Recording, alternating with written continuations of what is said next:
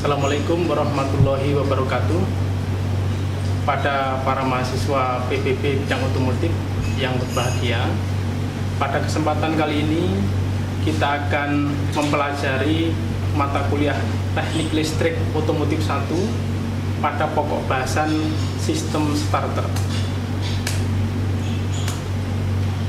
Tujuan pembelajaran kita kali ini diharapkan saudara setelah mengikuti mata kuliah ini akan mampu merangkai, mengoverhaul, memeriksa, menganalisa kerusakan komponen, dan juga Anda diharapkan mampu memperbaiki kerusakan ataupun gangguan yang terjadi pada sistem starter mobil.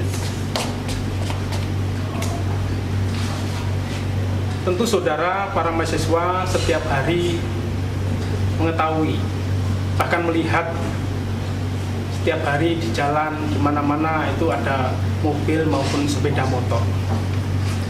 Nah, bagaimana mereka bisa berjalan? Bagaimana mereka bisa dihidupkan? Itu diantaranya sangat dipengaruhi oleh salah satu komponen di dalam mobil itu, yaitu sistem starter. Sehingga sebenarnya sistem starter pada sebuah mobil itu berfungsi sebagai penggerak mula atau untuk memutarkan poros engkol pertama kali. Jadi untuk bisa hidup, sebuah mobil kita atau sepeda motor kita ini harus diputar poros engkolnya. Nah, pada kendaraan yang modern saat ini dikenal biasanya dengan nama istilahnya adalah electric starter. Dan dulu electric starter ketika belum ada, orang menghidupkan mobil itu biasanya dengan cara memutar poros engkol secara manual.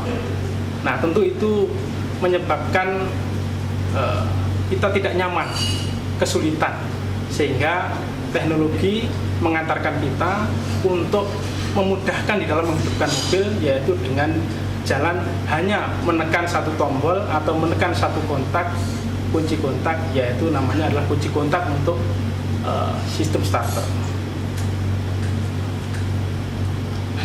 Nah, starter untuk menghidupkan mobil ini merupakan satu sistem. Apa maksudnya? Karena satu sistem berarti dia terdiri dari banyak sekali komponen atau beberapa komponen yang saling berpengaruh, yang saling berhubungan. Apabila salah satu bermasalah, tentu nanti akan mempengaruhi sistem secara keseluruhan.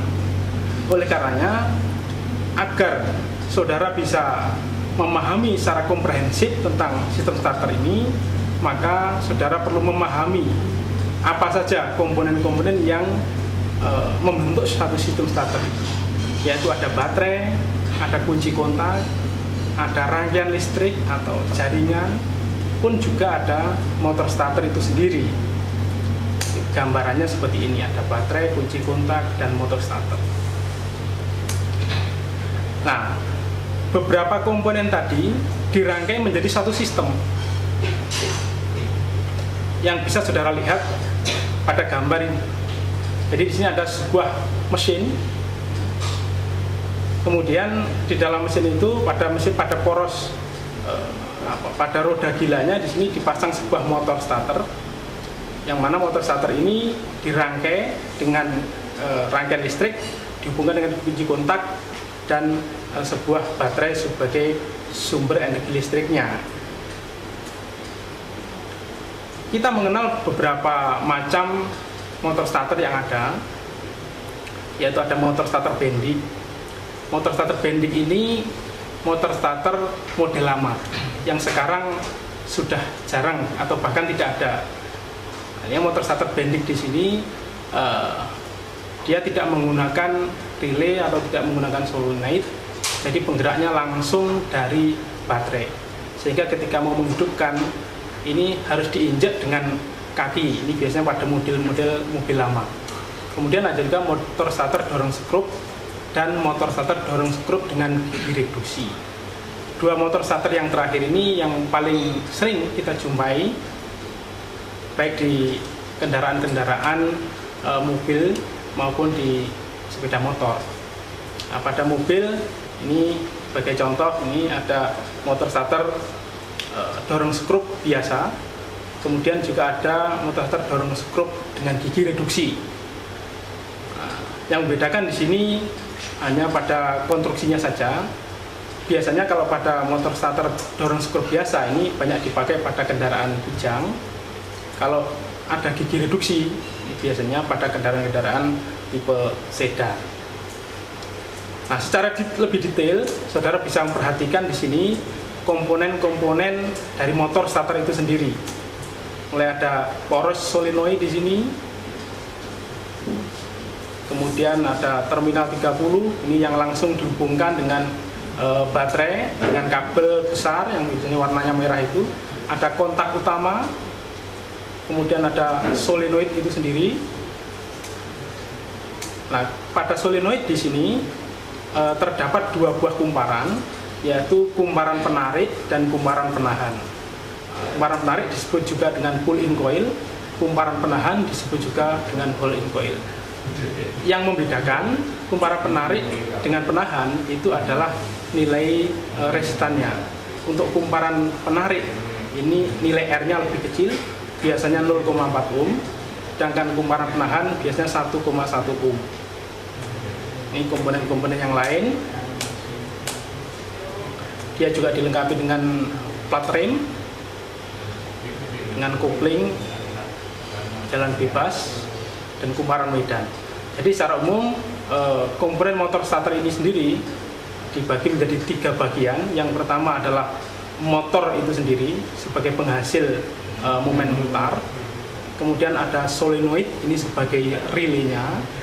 Kemudian ini adalah tuas pendorong yang memungkinkan pinion ini bergerak maju maupun mundur.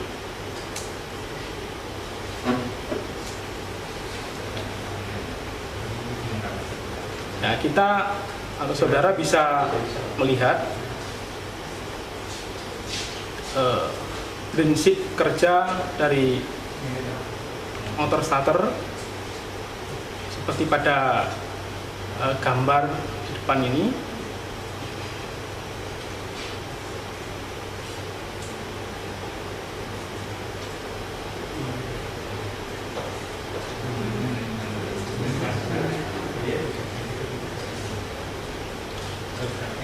Jadi begitu saudara memutar kunci kontak pada posisi ST atau starter, maka arus dari baterai ini akan mengalir ke kunci kontak, ke terminal 30, kemudian ke terminal ST, kemudian masuk ke dalam solenoid starter, ini masuk ke dalam terminal 50 atau ST, kemudian masuk ke kumparan penarik dan kumparan penahan.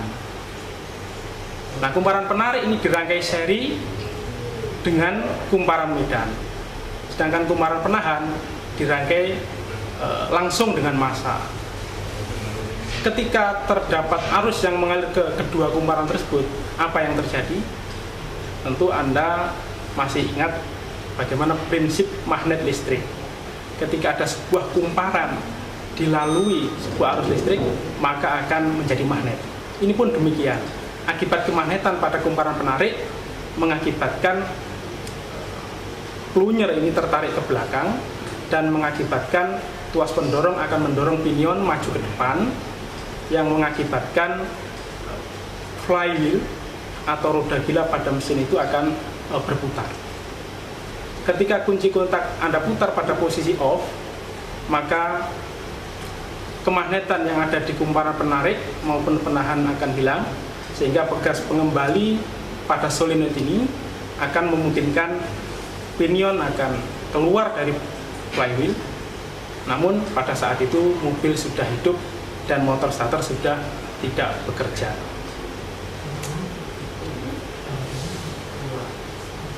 Ini untuk lebih jelasnya saudara bisa perhatikan di sini.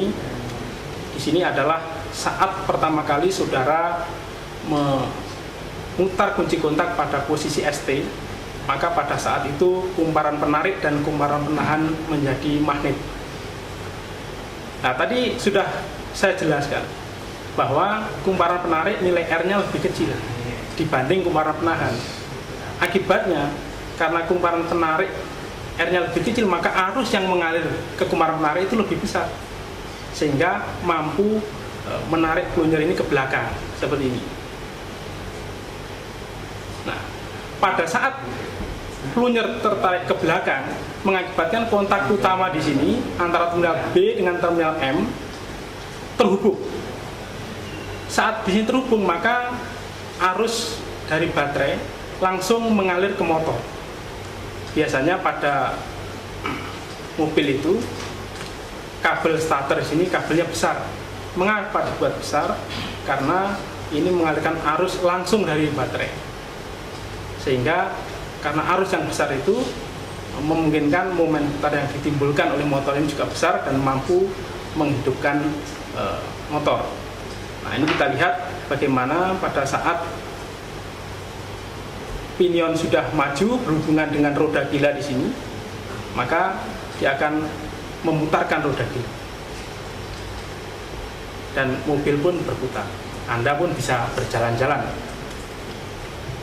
Nah, di sini ketika kita putar kunci kontak posisi off, maka pinion akan mundur ke belakang dan motor starter tidak bekerja.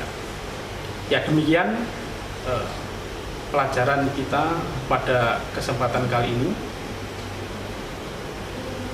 Untuk memperkaya materi ini, saudara bisa mengajukan pertanyaan maupun mengakses informasi terkait dengan materi ini melalui modul ataupun internet yang telah disediakan. Terima kasih atas perhatian saudara. Selamat siang. Wassalamualaikum warahmatullahi wabarakatuh.